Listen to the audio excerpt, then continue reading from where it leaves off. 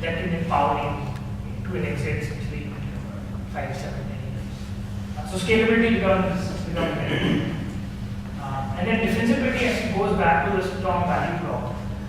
So again, think about it saying value prop says, why you today, why you the guy who will win, and defensibility says why does what viable or different continue to be true over the next 5, 7 years. What do you have? Do you have unique patents? Do you have unique insights? But what will prevent 10 other people from coming in? Because as soon as you build an interesting business, you know there will be 15 other companies started the next day.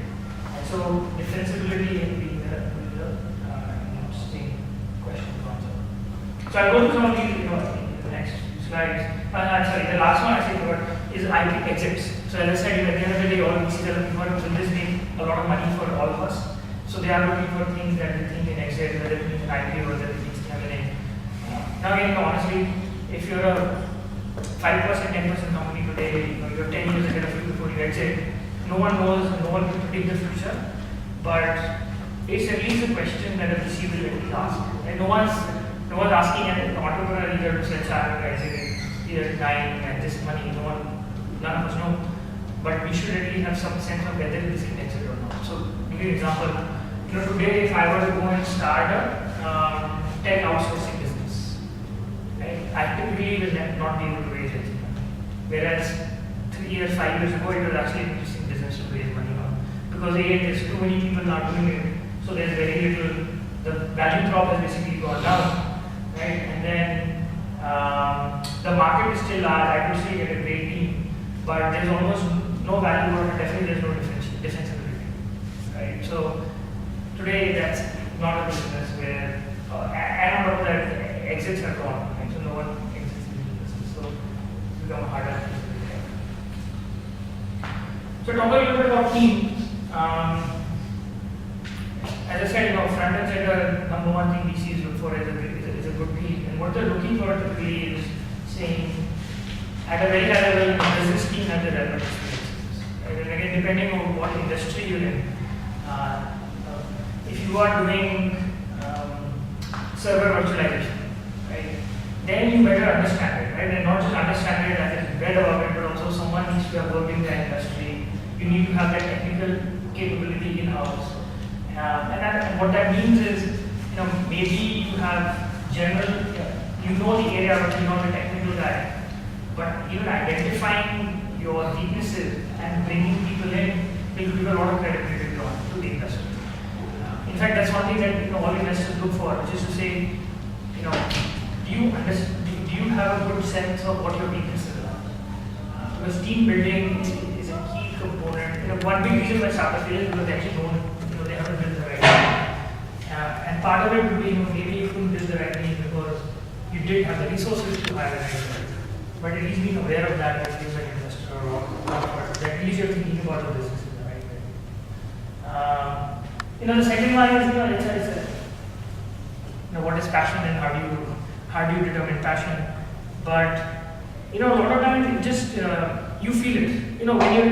When you're with a person who is passionate about his idea, and he lives and breathes it, that comes across very clearly. And as an investor, I'll meet 500-700 companies a year. You start, those things start becoming much more and more clear as the longer you are an investor. Around, is this guy just doing it because A, he didn't get a job, or B, maybe he sees some short-term opportunity to gain something, or is he really truly passionate? And again, what's driving that is it'll take more than a couple of years to build a business. If the passion is not there today, it sure as hell won't be there 2 years now, 2 years down, when things could get tough. The last two are again, as you think of, and again, I just want to make sure, as VCs will typically not look for the full team to be built out, but they will need some of the critical components to be there. So, for example, if you're doing enterprise sales and you don't have sales capability in your organization, that's a big challenge, right? So, whether that means you are the sales guy, whether that means your co-founder is bringing the sales expertise, or you hire someone within the team who brings that. But just the ability to sell and hire, given it's so intrinsic to your survival as a startup. Typically, VCs would want to have that, have that in-house by the time they think of it. And then again, this goes without saying, if you can't execute it, the startup is not its technology. The startup is, a product that can get sold to customers. So again, having some kind of operational experience, business experience, can always help. Now again, in today's world, as I said, you can increasingly either hire people from outside that can help you with this, or you can get advisor. You're a startup, you have much money, you can't hire people, you get an advisor who can fill in some of those roles with the promise that once you get funding, those people get permanent full-time. So that's what actually a lot of people that I work with do to give comfort to the VCs that they actually have people with this startup. So as I said, I think we've gone through some of this. The market is super critical in the sense that it should just be a big market. It should also be a market that can change. Right? So if it's a market where everyone, there's a lot of people, but everyone has to say, for example, long-term contracts. It's a defense market, huge market, but not something that a VC would ever invest in, because getting those contracts, can take decades, and that's not a market that changes. Once you have a contract, you have the contract for your life. So again, not something that might be just a venture investor. Also, there's this notion now more and more, even in India, that we are today building global businesses. Right? There's the internet, social, everything. None of these have boundaries. So as a startup, as you start thinking of who is my market, there's no reason to confine yourself to any one geography. Right? Internet knows what geography. You're on Facebook, you're an app, you can sell anything. Now again, I shouldn't say, you should take the population of the world multiplied by something and say, this is my market. But at least having some sense of, if you are a big business, definitely bring that up, if you could be a big business. Because VCs do like big international plays. And in India, essentially, a lot of the VCs tend to be, or at least some of us are global VCs, right? So my firm has offices in India, but also across the US and in Israel. So when we work with entrepreneurs who want to build global businesses, we can actually use help of some of my partners who can help you over there in terms of hiring, sales, marketing, retention. And so for us, actually, it's great if an entrepreneur actually has a broader vision, because it increases my strengths. The other question I mentioned is, today the market might be small. But if you're convinced that this is going to be a big market, you could try, venture might actually get interested. And e-commerce is a great example. Go back 4 years ago, when it was still, people were still wondering whether Indians would buy online or not, and today when you have $1 billion plus in spend online, people did invest at that time, even though it was a massive market, because there was a notion that eventually India, e-commerce will come to India, and of course today it's improved now. So, net what you should take out of this is, spend a lot of time, but please spend good time on the team and on the market. On the market, try to analyze some of these trends yourself. I think they do you a lot of good, and then they'll help to answer some of these obvious questions that will come up as you start talking to investors. Around, why is this a valuable market? What are the dynamics? Who else is doing something that you're doing, and why will you succeed? I think those are things that are anyway good for you as you start building your business. And then how do you calculate market size? I won't go into that. It's a fairly long discussion, but typically market sizing, there's a top-down view of the world which says, there are 100 million, say 100 million people in metros. Out of that, 10% will own a TV. Out of that, 5% watch TV every night. Multiply that times, I'm going to sell an ad or show an ad on TV, and that is my market size of how many people will see my ad and hence buy my product. Which is a very top-down way of saying, I look at the world from 10,000 foot away and try to segregate customers. The other is the bottom-up view, which says, a family spends X rupees a month on this product, hence I'm selling something, they could spend Y on it, and hence there are 100,000 families, and that gives me another way to come more to a bottom line. But doing those both will again help you come to much more clearer sense of your market size. To say, both from a macro perspective, but also from a micro perspective, do we have a big enough market size? And again, there's no good guide, there's no like hard number there, but if it's a 10, $15 million market, that's not big enough for most venture investors. They'll get right.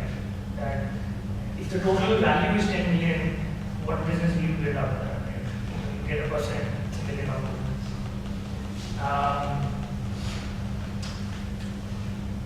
So again, the third thing, as you said, value proposition. Is basically again just trying to understand why would a customer need your product?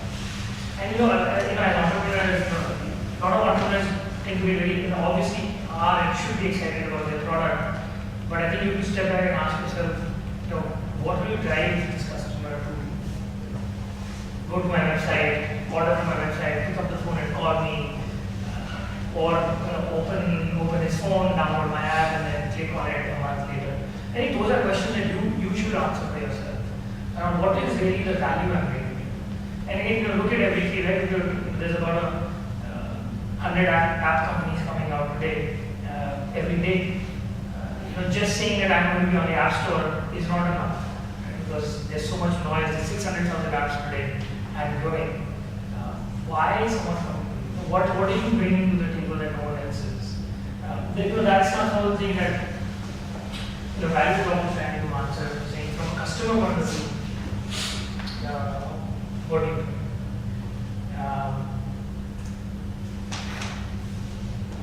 And then, as I mentioned, the scalability aspect that VCs will look for comes from the fact that VCs have limited amount of money. They need to invest in scalable businesses.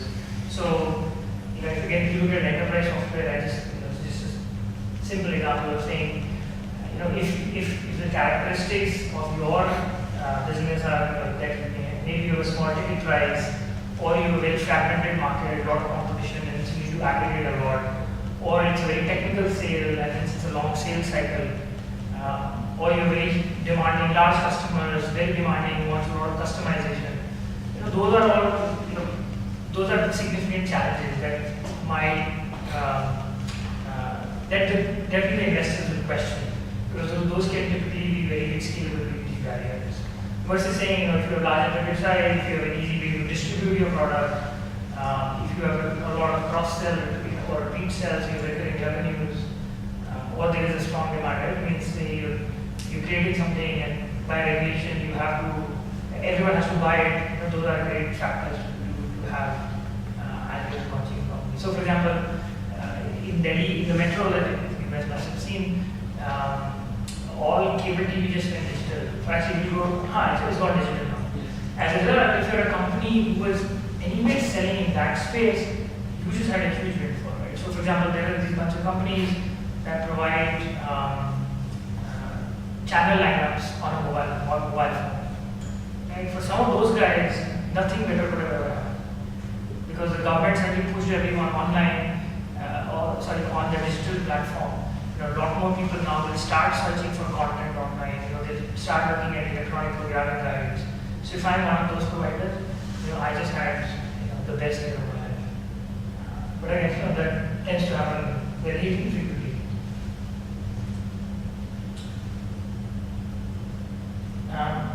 So this goes into one thing that a lot of people think is, my defensibility is because I'm just the cheapest guy, and I'm going to just cut my costs. I live in some small area. I hire cheap programmers. It turns out price almost always is never a long-term differentiator. Price it will be different. It will be cheaper than others today. Eventually, everyone catches up, right? Today, as an e-commerce company, you might be sourcing from China, for example. Tomorrow, people will actually come and find those suppliers, buy from them, and essentially be to kind of where you are. So price typically does not work as a sustainable differentiator. What does work is things like intellectual property. If you have patents, that's a great differentiator. No one else can kind of do what you're doing. If you have a very strong install base, right? So if I've sold to an enterprise, every computer that they have has my product. The odds are they will not going to rip it out and put something else in. So I actually have a strong and defensible argument. In the first to market, it's a little bit tough one, but at least when there's a network business that tends to work. So for example, today I launched a product. Facebook is a good example. I launched Facebook today. Now everyone is on it. Now your willingness to go to a different network, different social network is very low. You're already on it, or your friends are already on it. I've built that network, and hence it's a strong barrier for anyone else. I think defensibility is looking more at a long-term picture. In the 5-7 year journey that you're about to start, why will you continue to be the leader? And then capital is in some sense defensible. This is what e-commerce companies are doing today, which is you have Flipkart that comes out and raises $100 million before. They raise like $150, $180 million now. They might not need all of it, but if someone raises a lot of money, that scares away anyone else who is also trying to get to that business. So in some sense, capital ends up being a defensive move as well, because everyone else gets scared and hence doesn't come. So those were like the 4-5. As I said, just kind of recapping. So we said team is front and center, most important. What market are you in? Figure out what are the characteristics. Small but fast growth, or is it big and dynamic? What generally are the forces in the market that you are playing in? What is your value proposition? Why is the customer going to use you? And why are you essentially better than whatever else they're using today? And it's not just it's not just cheaper, but more than that. Then scalability. Today you have this small business to build a big business. Do you need an inordinate amount of capital, or can you actually be capital intensive? So are you a scalable business or not? And then defensibility, saying in the long run, why will you continue to hold the leader's form? Why will you continue to be the leaders? So then the flip side, which is what kind of business might not be different. Right? This is a general list, so I don't think it's drawn this very literally. But stuff like, again, if you're building a business and you have no experience in that space, right? That will definitely be a valuable investor. As I said, you're building enterprise business. No one has ever done enterprise sales. The question we see in the last result is, why would you succeed? You really don't. You don't know what's required to succeed here. This is interesting about prioritizing profits over growth. As I said, venture investors typically always look for a huge ramp up of growth. If you're a business that's creating a crore a year of profit, it's a great business in my mind. Right? It's a great business for you. You're creating something valuable. A VC doesn't care.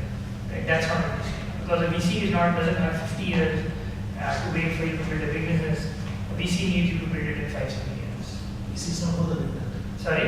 It's not for the dividend. He's not for the dividend. Yeah. Capital returns. Correct. It's all capital. It's all capital. VCs don't get any dividend, right? By definition. They're all for the exit. And hence, that's the kind of business they are looking for. And then, this open feedback thing is a little bit of a soft one, but essentially it's saying, as VCs, I will never know about your business as much as you do. Right? You are running it, you are living it, you are breathing it. But what I do know is I've seen 200 other businesses, 10 of them are similar to yours, and I can probably add value somewhere. Right? So what investors are looking for is people whom they can work with. And you'd be surprised when some of you are running businesses. It always ends up being a very close partnership. To actually create big companies, you do need very strong commitment from management and the investor, the board.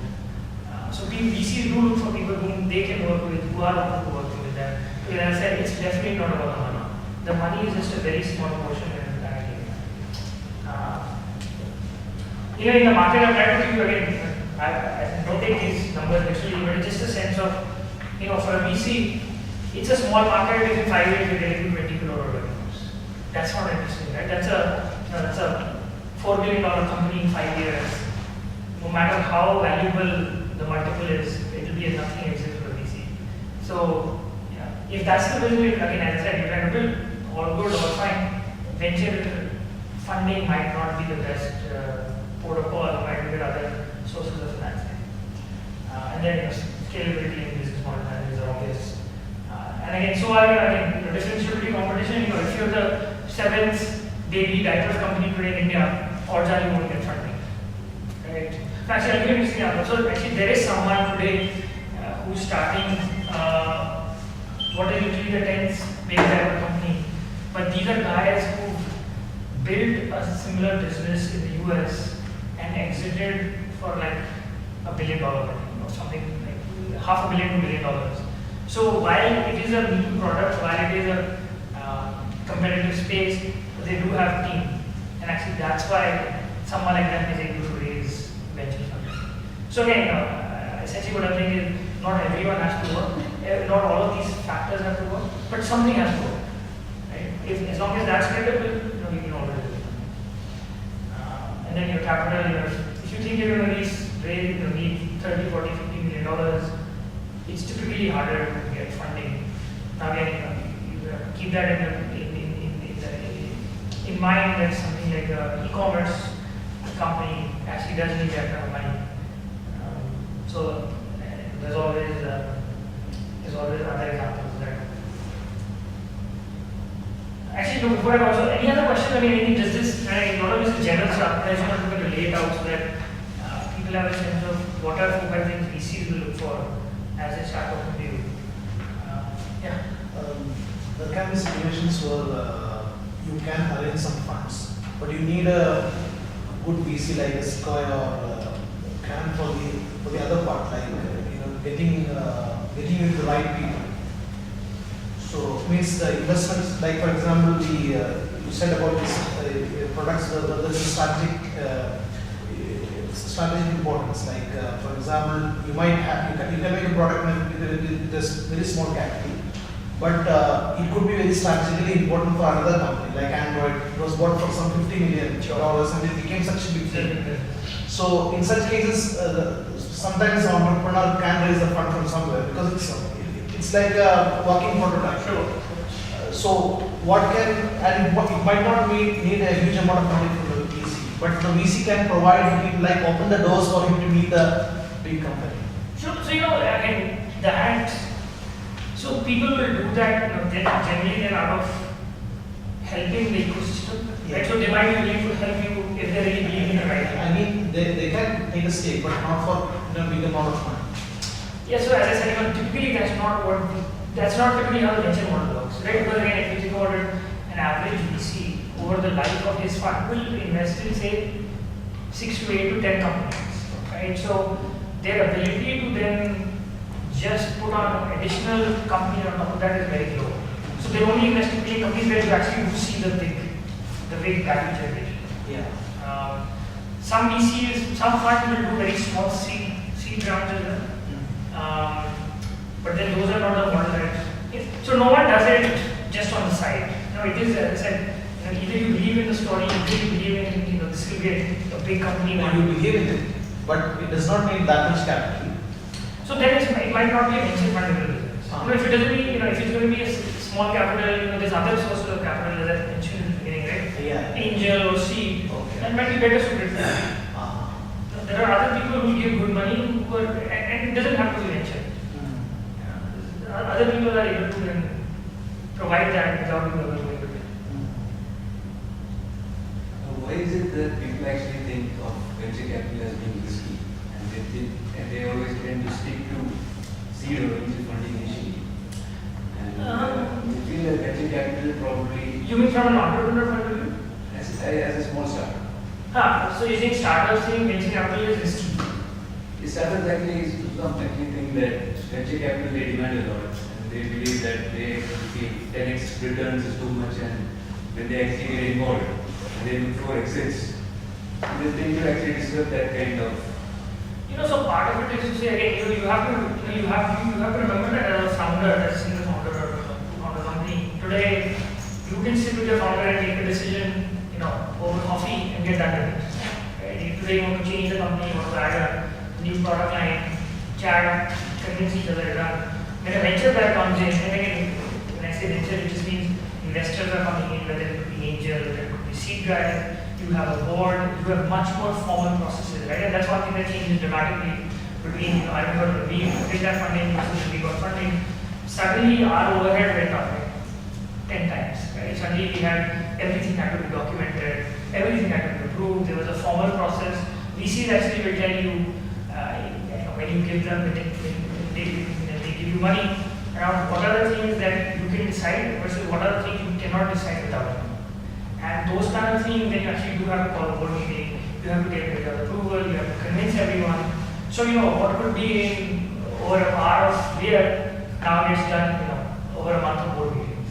Right? So, again, and some people do, it is overhead, it is administrative overhead. And some people see that as a big negative. But again, part of it is saying, even as a startup, some processes are good. Right, and I think as a young company, you have to strike a balance.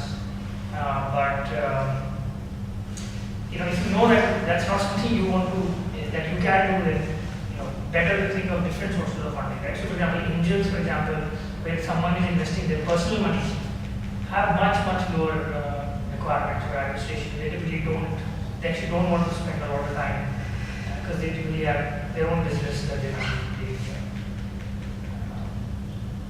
that's the. VCs are always better when once you start generating value.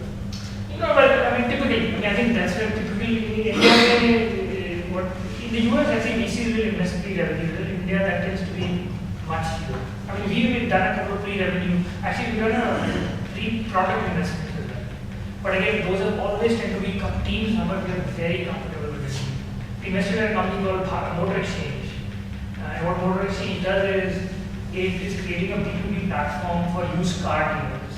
So, today a large inventory comes in, this platform can then help you figure out what are good cars, what are bad cars, and then someone comes in, requires a car that you don't have, and you get it from a different dealer. Now, we invested in that company 4 years ago when it was only an idea. There was no product, there was no nothing.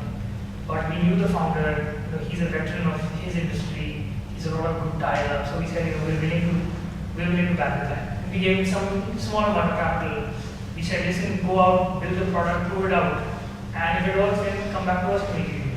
And then, of course, now the company raised 3 rounds of funding, so clearly he's demonstrated what he promised. I want to know about that exit plans. You say I got seed fund, I offloaded say 20% to him, so I'm getting a VC now. So what I do, the exit plan will be pre-term. Do I enter into agreement before I sign with him? The angels. The question I asked is there a way, say, I have 20% of my stake with that seed investor. I want more money to expand it now. So is there a chance that he will hold on, saying that I won't offload this 20%? If you want, you offload 10% more to the new person. Is there a chance like that, or is there a term where I enter into an agreement with him stating that if I give 5x, you should exit? Sure. So you